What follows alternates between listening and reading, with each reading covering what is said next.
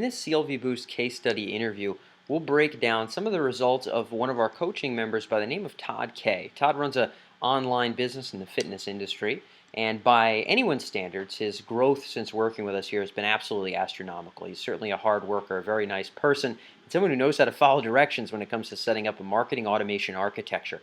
In this brief interview, we'll go through a little bit of why Todd made the decision to work with us here at CLVboost to help him improve his revenues, the strategies he used, and his astronomical results in terms of the improvement of his revenues themselves.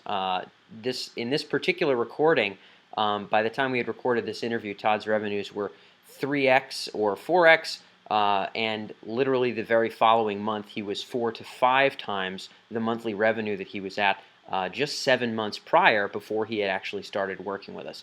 4 to 5 times multiple on revenue is, again, impressive by anyone's standards, but today I wanted to cover not just Todd's results, but some of the strategies that worked best for him because I feel like they'll be useful for other folks tuned in. So enjoy this interview and we'll dive right in.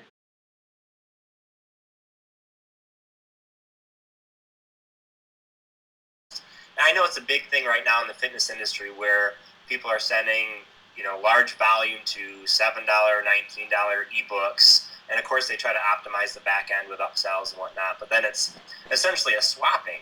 It's a swapping of different customers on each other's lists and whatnot. And that's how I thought the fitness industry ran. So I did that, and I grew my business to about $8,000 to $10,000 a month, and it allowed me to go full time, which I was happy with.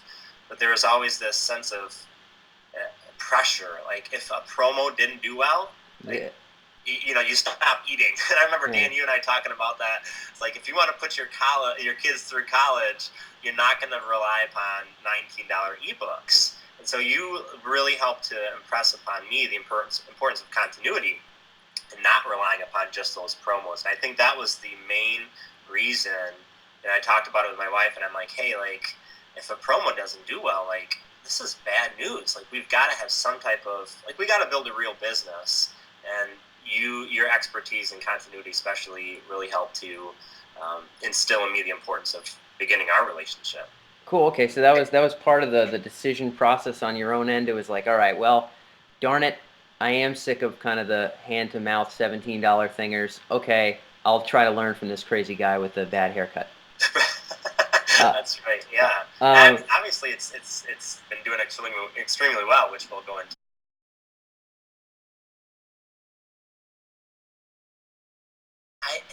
It's been a while, but I believe I was still on Aweber. If I wasn't, I had just moved over to Infusionsoft. Yep. But I wasn't utilizing their segmentation and their autoresponders and whatnot. I remember I was trying to build some segmentation with Aweber using AW Pro Tools. And, you can do behavioral-based clicking and move them over to a different list. And it was so jarbled. It was just terrible. And, I just could not make it work. And I think that was the reason I moved over to Infusionsoft. When I began working with you, I initially realized the importance of segmentation based off of interest and goal especially, and that's where you and I started working on creating this. I mean, it's pretty robust. I'll still jump on with Infusionsoft now, and they're like, this is the largest campaign I've ever seen. It's they come in, they fill out the survey, and they're segmented into different funnels, and so if they're interested in fat loss or muscle building, I'm specifically talking to them in a way that interests them. And I think that was one of the huge lessons that I learned, that when someone subscribes to your list, they could be old and interested in fat loss, or they could be young, interested in muscle building. So it's a horrible strategy to just dump them in a bucket and then start pitching them on yoga, then muscle building the next week, and then fat loss product that. So you can segment people right off the bat. And that was a huge learning process for me, because I realized that I needed to segment them. So people opted in, and then I created a survey that was just straight. They go straight to the survey. It's just a quick survey, and then they get the free lead magnet. And essentially, I'm having a 90% conversion on that, and they still end up on my list. But 90% of people coming in, I still get them segmented. So I didn't even need to wait to send them a survey. I just segmented them right off the bat, and it's been working like a charm. And I think so. That was one of our main goals. And then I think you gave me 2 other pretty big tasks, Dan, that took a while, but it was game changers. And one of them was changing up all my sales pages. I had isometrics and body weight 9, and I remember like you just tearing them apart in a good way. Like, but you got copywriting skills, and so I'm like, wow, technically they're a sales page, but they're not a sales page. Like, they're not utilizing best practices. And so I converted my isometrics and my body weight 9 and body weight overload and several other sales pages, and just tracked the conversions, which is another thing I wasn't doing. I wasn't tracking conversions. So I think just turning the sales pages and essentially the business into a real business, becoming much more serious about it. And then, of course, diving into the continuity and creating my own academy, which has been the biggest game changer that I could imagine so far.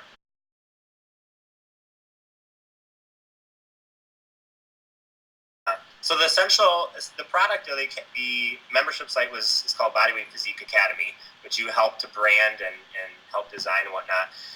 And I initially launched it with just a single sales page, $7 entrance fee, and then it's a $47 after 14 days. And the only strategy that I did from the get-go was I just dumped my current people onto that sales page. But I had two different variations. I had a muscle and strength version of it, and then a fat loss version. And so I already had my people segmented based off of interest, and so I continued to push those people onto those sales pages. And then you had taught me the broccoli analogy, which is your infamous analogy, which I've shared with a few other people, and it's been huge. And I'm sure if people get involved there, you can share a little bit more about it. But essentially, it's creating different sales pages with different front end products. So they can, if they don't like the straight to the academy, they could purchase my body weight overload or my isometric strength for $7. And then it's essentially forced continuity. And what I did is the people that didn't first get in on the academy for my current membership or for my current list, what I did is I just cycled them through different pages, sometimes with videos on top, sometimes with totally different offers, sometimes $1 offers and $7 offers, and just kept getting more and more people into this academy. And I think that's been one of the biggest game changers. And in terms of revenue, like last month, and I've had months where I've done like pretty big promos, but those are like few and far between. It takes 6-7 months to organize something monstrous, and sometimes it doesn't do well, sometimes it does. And so I've had a couple, three bigger promos where the numbers were higher. But last month, with working with you, I didn't do any promos in terms of like my own launches, but we hit over 25,000. And so from 8 to 10 to 25 without doing a big promo, like that's cool. Like that's really, really cool. And I just see, it's like, Dan, you've helped me to set my vision differently. Like at first it was like, okay, I just want to be able to, leave my day job and then be able to just do this full time. But like over time working with you, like you've helped to instill this idea that like greatness is upon us. Like we can achieve massive things, but you've got to set your eyes further than, just trying to be mediocre, just trying to hit this mark. It's like there are some amazing things. So like, and I'm like super blessed and so thankful that we hit 25 last month. But like, I'm thinking 25 is going to be pretty low. Like as we continue to grow over the next 6 months, like, I think one of your last emails was like, okay, I can't wait till you see 50,000 is low. And I'm like, yeah, like it's going to happen. It's going to happen soon.